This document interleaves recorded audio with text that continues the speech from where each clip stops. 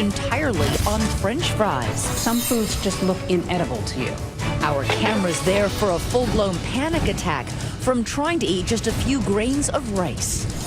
Food fright and allergic to noise. Oh my God. Everyday sounds multiplied 100 times over. A cat becomes a lion. A faucet becomes Niagara Falls. Do some of them think you're crazy? Quiet, please. Plus, identical twins, so how could they look so different? She's normal height. I'm non-normal height. The only ones like them in the world. She'll walk in the house. What's in the house?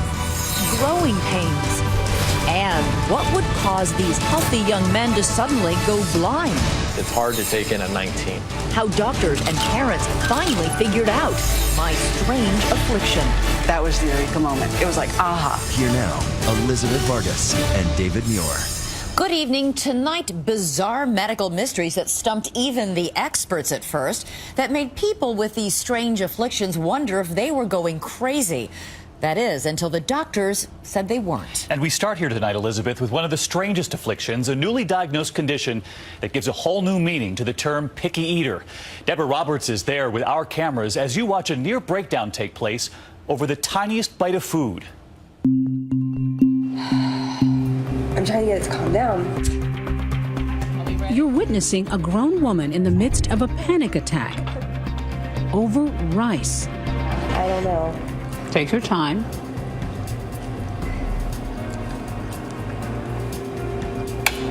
This is really tough for you, isn't it? Take your time. Okay, deep breath. You look tormented. Believe it or not, she's never, ever eaten rice. Large order fries? That's because for most of her life, Amber Scott has existed mainly on one food. Thank you. French fries. Greasy, salty, one of her most guilty culinary pleasures. Though she'll try pizza and bland pasta from time to time, the French fry is about the only thing Amber can tolerate. I consider myself a French fry connoisseur.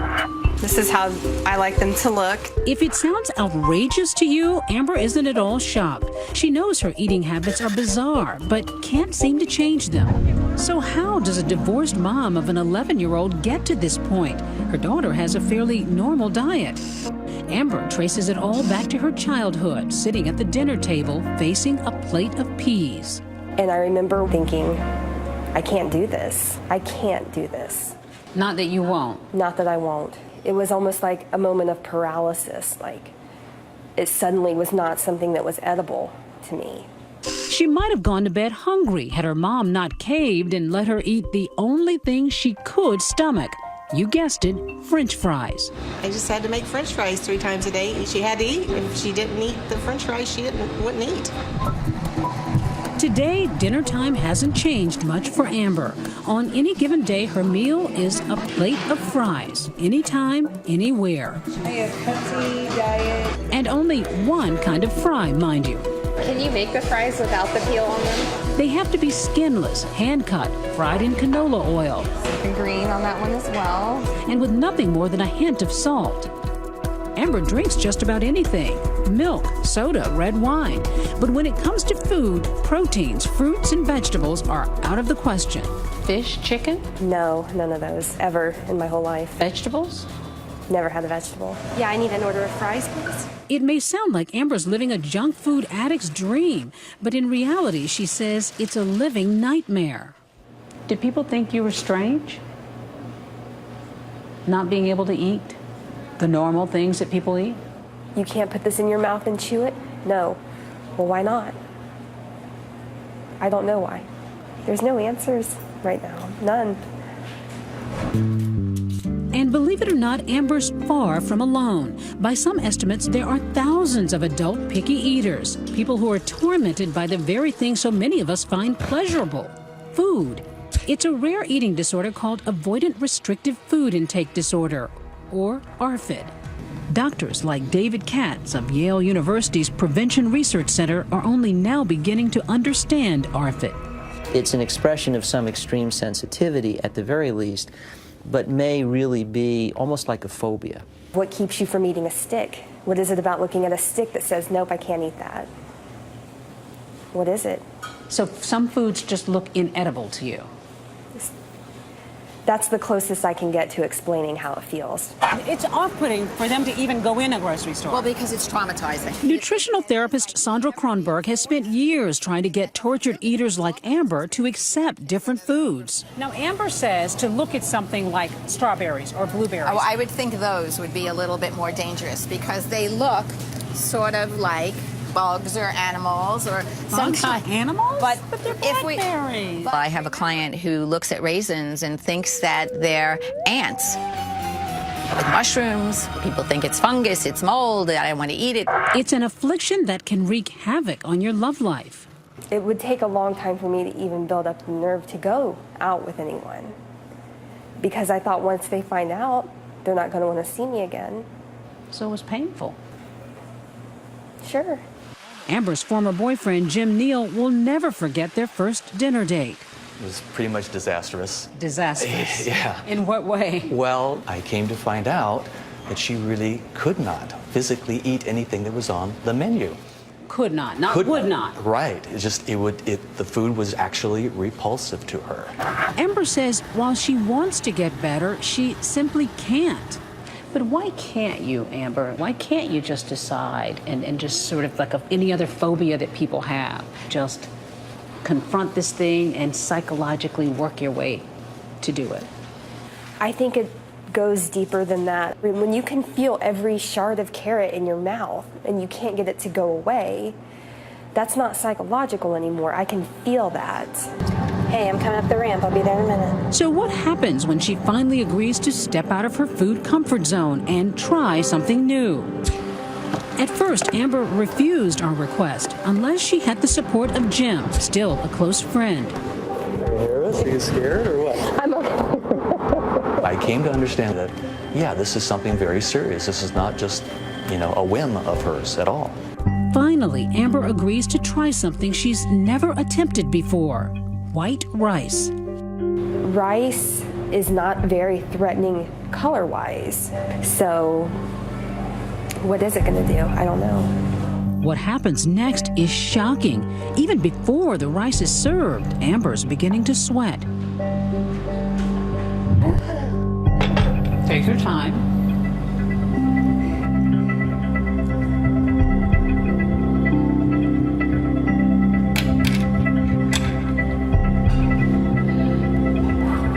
When she dissolves into tears, we tell her she can stop. Let's give it a shot.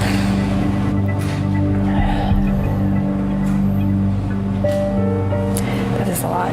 Yeah, try just a few.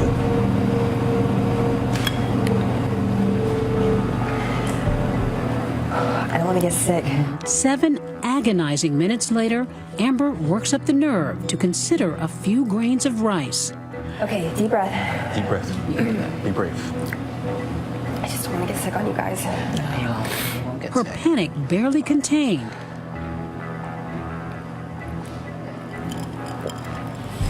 You okay? Amber struggles to hold back her gag reflex. You did it. You okay?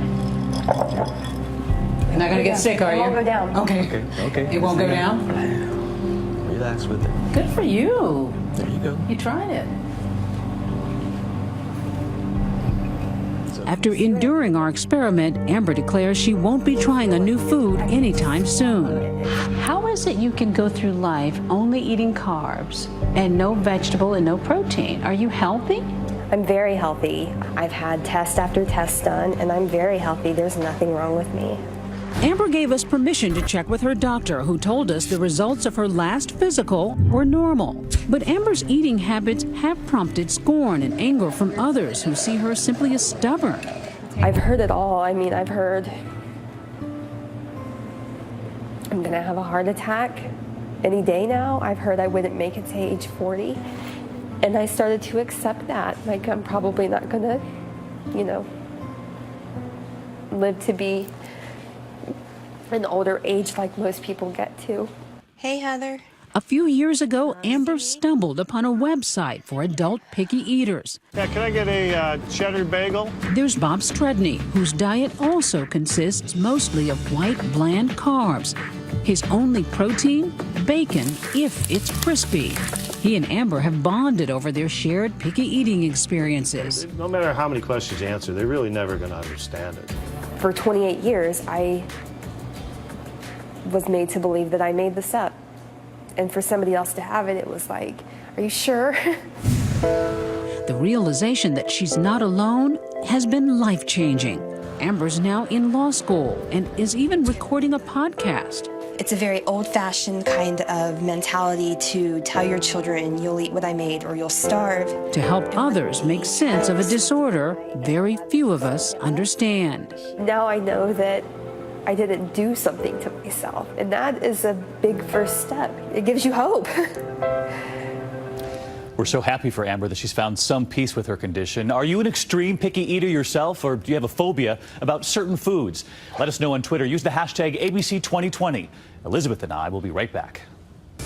Next, just leaving their apartment feels like it could shatter their eardrums. I was delirious with pain. Everyday sounds, from common squeaks to your children, magnified 100 times. We can't scream near him. Allergic to sound? Do some of them think you're crazy? When we return.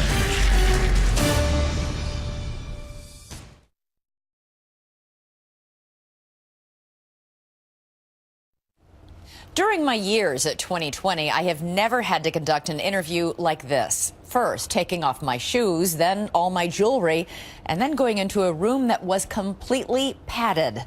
Why? Well, just take a look, and especially a listen.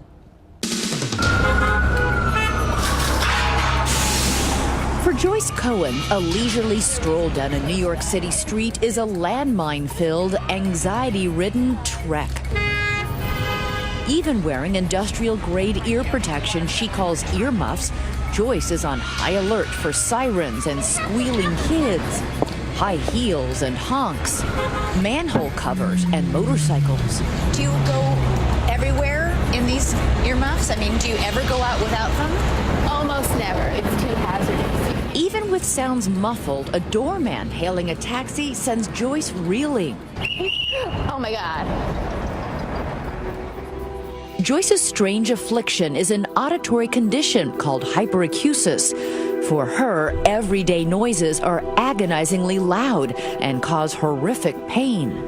Well, you once wrote that it feels like your ears were being filled with burning acid. That sounds pretty awful. I felt as though my entire head was being crushed. To limit noise during our interview, we took precautions. A carpeted hotel room, mats to absorb sound, phones silenced, and equipment secured. Despite that, Joyce and her husband Ben encountered a squeaky door we hadn't even noticed. And believe it or not, they carry their own WD-40 just for such situations. To meet them, I removed my bracelets, which could jangle, and my shoes, which could click. Joyce and Ben both suffer from a severe form of hyperacusis. So how did two people with such a rare condition find each other? They first bonded on an online support group. Is it okay for me to talk this loud? Joyce, a writer, says her symptoms developed 6 years ago after prolonged exposure to a loud ventilation system. I felt a wave of pressure descend upon my head, and I knew something terrible had happened, but I didn't know what. I was delirious with pain. Ben, a former banking consultant, says decades of going to loud concerts set the stage for his condition. But the final trigger was a loud, squeaky printer at his office. One day, I woke up and everything was 100 times louder. Can you describe what the pain feels like? Like somebody lit a match and threw it into my ear. Their threshold for sound is now incredibly low. Imagine the sound of a cat's meow, like a lion's roar. Running water, Niagara Falls. A bird chirping, think the birds. My example was, you know the horror movie where the bad guy calls and the call is coming from inside the house? We traced the call. It's coming from inside the house. You hear me? It's coming from inside the house. It's like you have your own little horror movie inside your head. Inside their apartment, they've created their own fortress of solitude. This is what the bedroom window is like. The windows are soundproofed and covered with acoustical quilt. The door buzzer has been muffled.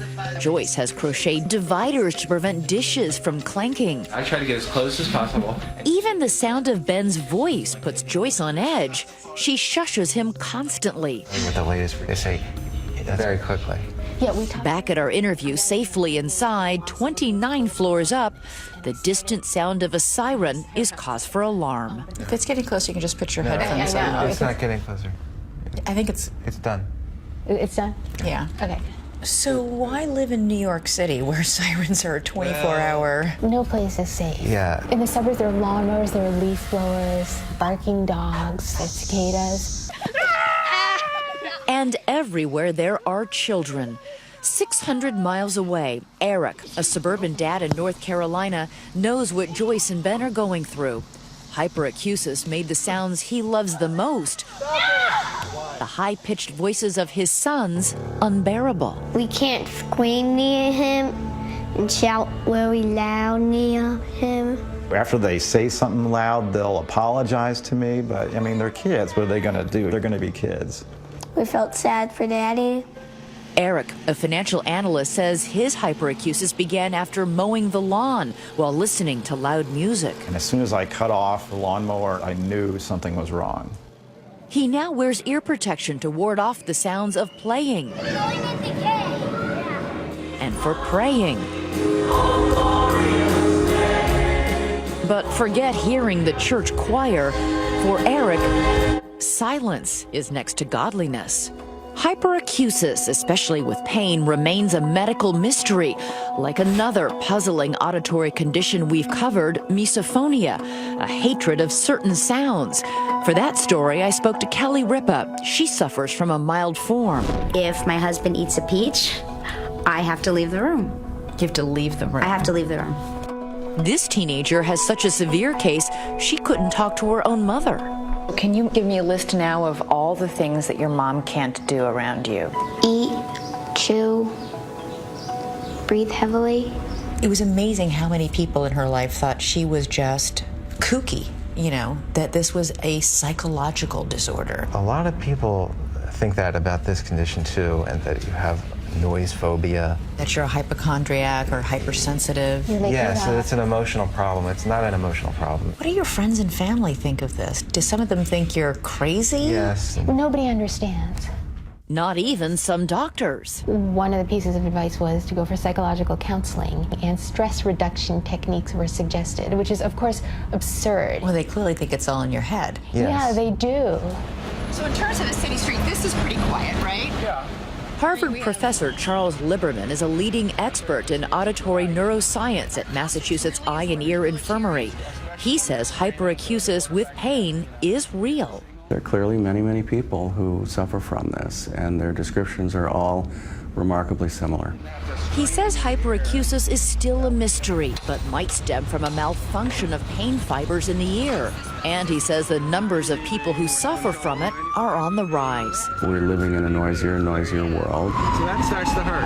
And so the odds of it happening are certainly going to go up because of that. Ben wishes that he had worn ear protection in his concert-going days. Now he cannot wear earmuffs. The pressure hurts his ears. Utterly defenseless to noise, except for our interview and doctor's appointments, Okay. he now never leaves his apartment. But there's no real escape. And I had to leave for a siren. The sound of a siren outside sends him into an inner room. The silver lining is right here, though. For Joyce and Ben, their saving grace has been finding each other, although nothing about their romance has been typical. We had a tiny wedding in a quiet, carpeted room. There was no music, and we had paper plates. We never raise our voices to each other. We're very lucky to have found each other. Their life together is a daily quest for silence, more research, and perhaps one day, a cure. What do each of you miss the most? Walking down the street and talking to someone. We would go to our neighbor's rooftop and see the Manhattan skyline. It's just so incredible. I miss being able to do that. Next, twins who share everything except their size. When she was younger, actually, they didn't know she was going to stop growing, but they didn't really know she was a dwarf. From tiny to teenage, cars, cheerleading, and boyfriends. When we return.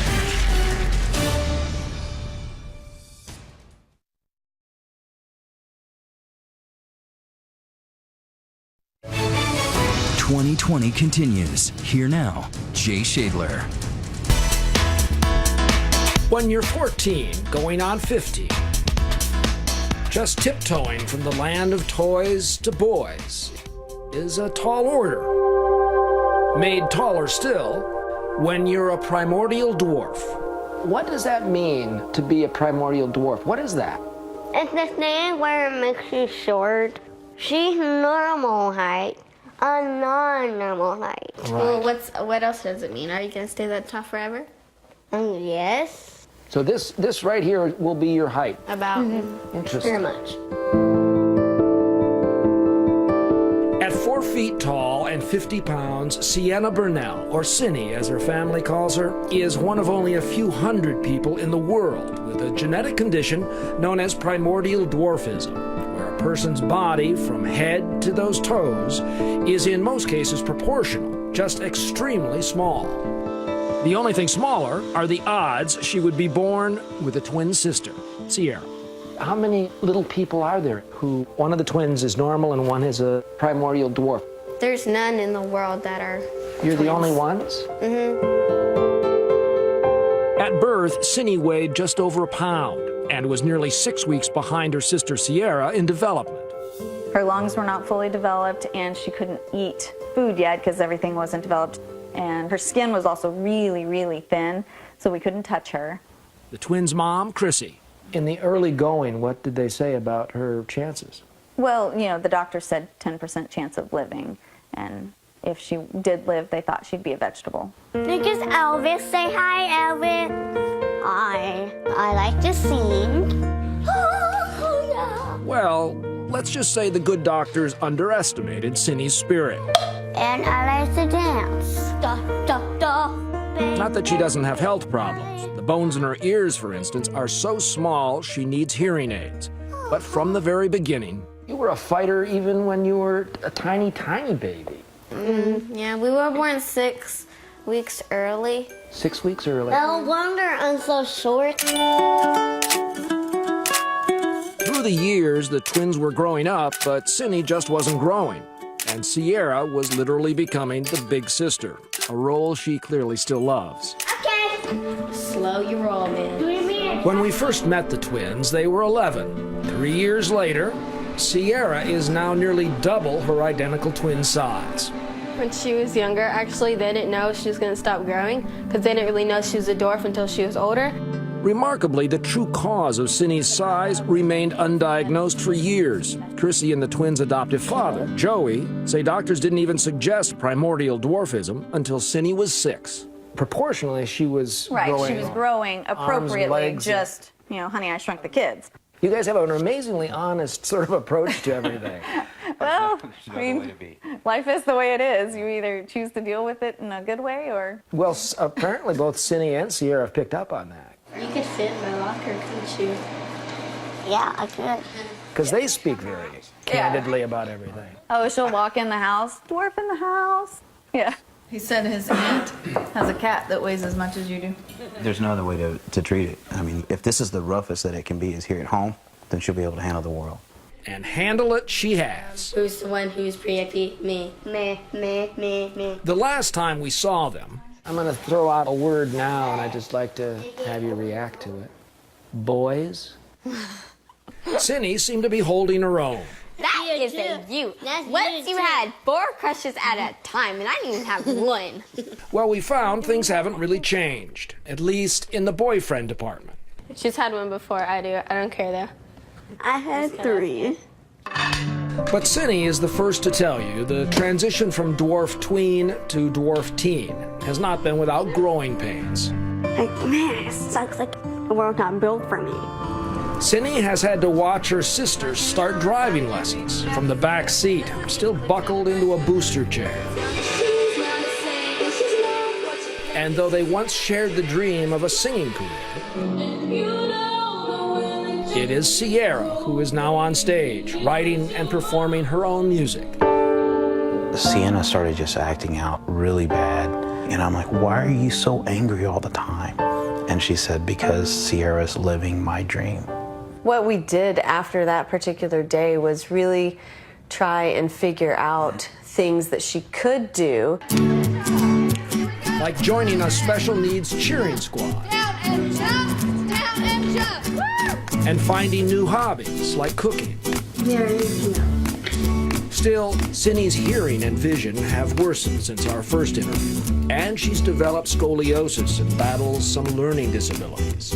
Well, I'm in a lot of pain, but I'm worth it. Justin Bieber CD. Justin Bieber CD. And though she's defied everybody's expectations, I know my kids might like them, you know. Cindy's long-term health is an unknown. How do you prepare your heart for something like that? I mean, how do you do that? Just try not to focus on that and move forward. A lot of people are going to watch this on television. What would you want them to know about you guys? That when you see them a little, you should just probably help them if they need help. You know, make them feel comfortable about themselves. Make them feel happy. Little people rule. Clap, up, down, and jump. You have to find what gift you've been given, focus on that, instead of focusing on what you don't have. You're gonna stand up. The sky is always blue in her world, and she will make sure that your sky is always blue. Next, he went to school with this dancer, but then she got blurry. What makes a healthy young man suddenly go blind? The medical mystery solved when we return.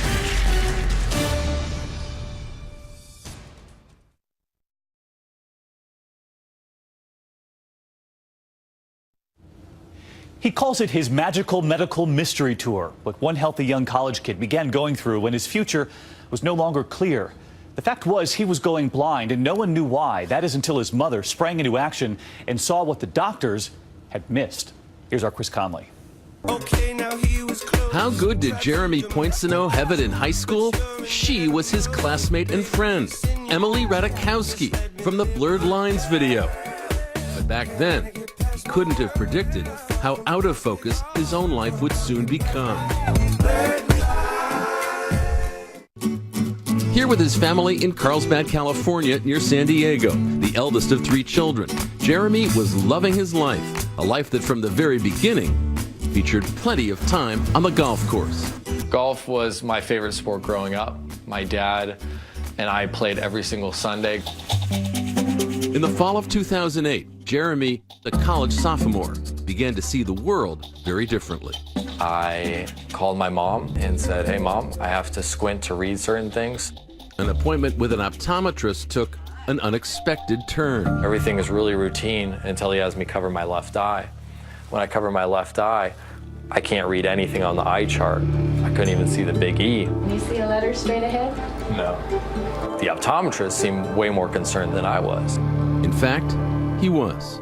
He said, I don't think he has a brain tumor, and all I heard were my son's name and brain tumor in the same sentence. What goes through your heart when you hear those two things? Fear, just fear. After an MRI ruled out a brain tumor, that fear only increased. 2 weeks later, there was a shocking development. Instead of the one eye that was affected getting better, suddenly the other eye started very quickly getting worse. In less than a month, Jeremy was legally blind. It's very, very depressing and hard to take in at 19. I was waiting to wake up from a nightmare, really. I was researching every night. I was on the internet looking for what caused this painless loss of vision.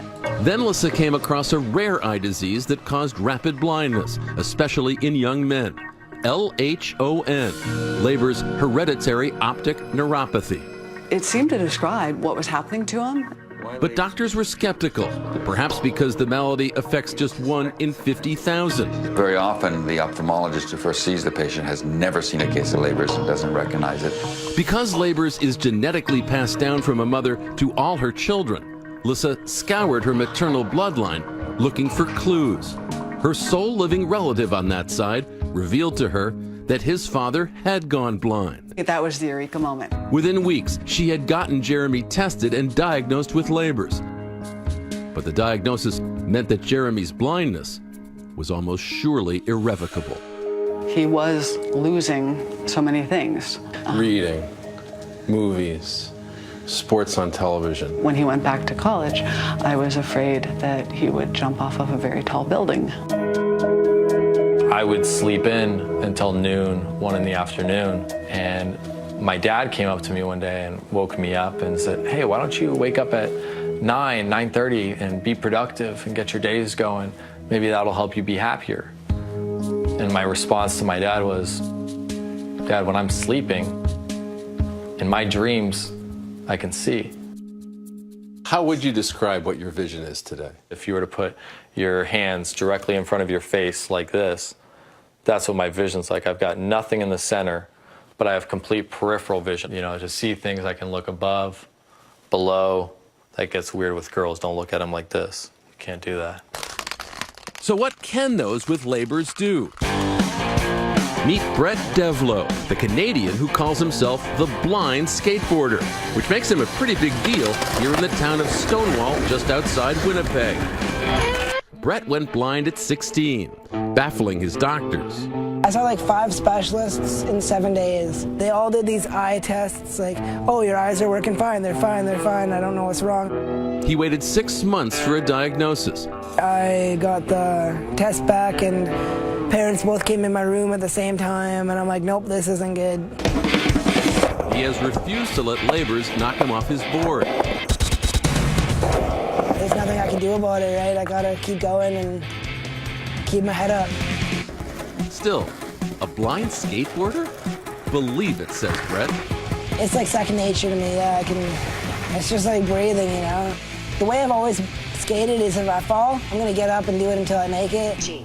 With some help from Siri, he's a social media mainstay, all on his own. But not always on his own.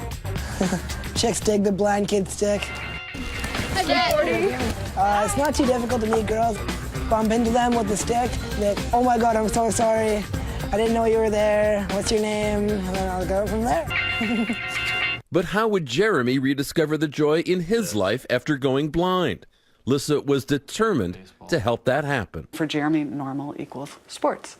So I started looking up blind golf, U.S. Blind Golf Association, realized there were tournaments, and in my mind, I'm suddenly thinking, oh my gosh, you know, here's the solution.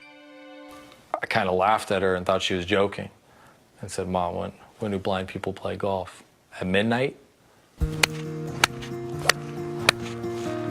But with his father as his guide, his game steadily improved. Jeremy and his dad even wound up in England at the World Blind Golf Championship, competing against 60 other visually impaired players from 14 countries. Come into the pro shop, and a big British guy grabs me by the shoulder and says, Jeremy, you tied for the win, you're going to a playoff.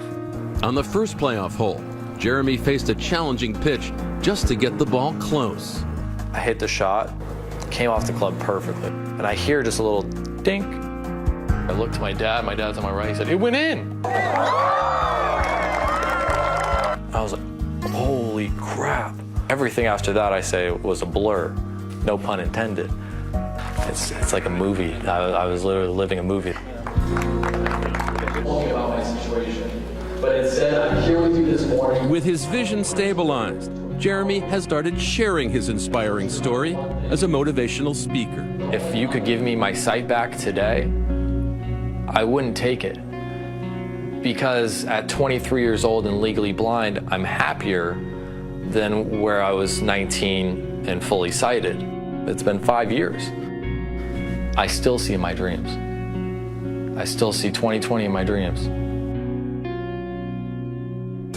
Next, young, gorgeous, and her hair falling out in clumps. Today I don't feel very pretty. Was there anything she wouldn't try to fix her strange affliction? It looks like she's literally hammering your head with nails. When we return.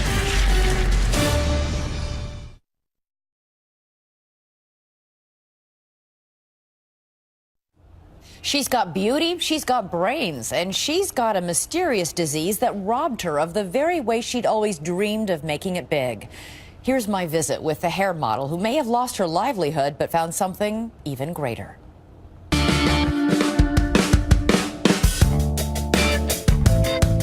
Everywhere you look, we are a culture obsessed with hair. And nowhere is it more important, it seems, than Hollywood, where good hair is a must. So for an aspiring actress like Georgia Van Cullenberg, her success has a particularly challenging hurdle. She is bald. If I wasn't in the industry, I wouldn't have to care so much. I think it's very ironic because I used to always say, you know, the hair is one thing I like. And now it's like, really? That was smart. Take it away, and now I have to look at the rest of me. Now this wig, I mean, this is my natural color. That's Like 5 million others in this country, Georgia suffers from alopecia, an autoimmune disease that causes sudden and often unpredictable hair loss. Are those eyebrows your eyebrows? They're not. And eyelashes? I have 3 of my eyelashes. And so do you have body hair? I have a little bit of body hair. Growing up in her native Australia, Georgia was always insecure about the way she looked, but the one thing she loved about herself was her beautiful hair. In fact, she became a hair model. And had this thick, like, amazing hair that was literally like I had natural blonde highlights, the kind of ones that women pay lots of money for. At 18, Georgia moved to Los Angeles to pursue her dream of becoming an actress. Soon she was appearing in advertisements. She got a part on a kids show and was doing voiceovers for a major video game. warm and green and very naturey. But one morning, the former hair model would wake up to her worst nightmare. She would lose her most prized asset. You said it started one morning in the shower. In the shower, if I put my hand through it, it would just, instead of like rubbing, it would just rub out. The hair would just come out. Are we talking handfuls? Handfuls of hair. Devastated, Georgia struggled to come to grips with the horror of losing her hair. But through it all, she and her then boyfriend began filming her most vulnerable moments. Today I don't feel very pretty. It would later become a documentary. What can I do? I don't have hair. People all said, don't tell anyone. It will ruin your career. People will judge you. They will see you as sick. They won't hire you. You'll never work again. Feeling shame and embarrassment, Georgia kept her alopecia a secret, wearing a wig even to auditions. And she would go to agonizing lengths to get her hair back, first trying acupuncture. The acupuncture was definitely the most painful. Sorry, honey. It's okay. It's unbelievable what you endured. It looks like she's literally hammering your head with nails. It's a hammer with 7 needles on it, and they just bang it across the scalp. It was just this thing of like, this is so much pain. Is it worth it? Georgia would choose to endure another excruciating treatment, smearing an ointment on her head every night that burned her scalp in hopes of creating new hair growth. I didn't sleep so well last night. My head was burning so much on my back. So sore. At one point, you show the back of your head, and it's raw. Yeah. I mean, it looks like it's been boiled. It's difficult to watch. It was never, look how brave I am.